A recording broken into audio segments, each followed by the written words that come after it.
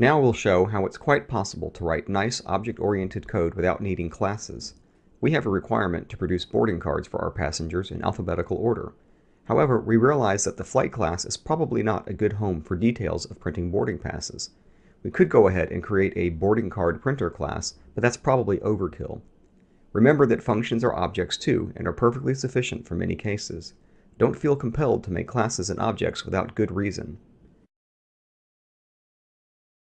Rather than have a card printer query all the passenger details from the flight, we'll follow the object-oriented design principle of tell, don't ask, and have the flight tell a simple card printing function what to do.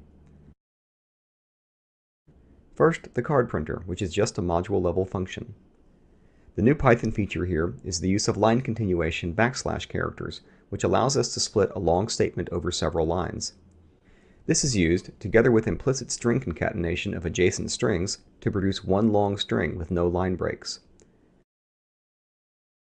We then measure the length of this output line, build some banners and borders around it, and then concatenate the lines together using the join method called on a new line separator before printing the whole card followed by a blank line.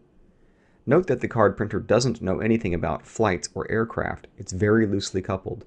You can probably easily envisage an HTML card printer that has the same interface. To the flight class, we add a new method, makeBoardingCards, which accepts a card printer. This tells the card printer to print each passenger, having sorted a list of passenger seat tuples obtained from an _passenger seats implementation detail method. Note the leading underscore. That method is in fact a generator function which searches all seats for occupants, yielding the passenger and the seat number as they are found.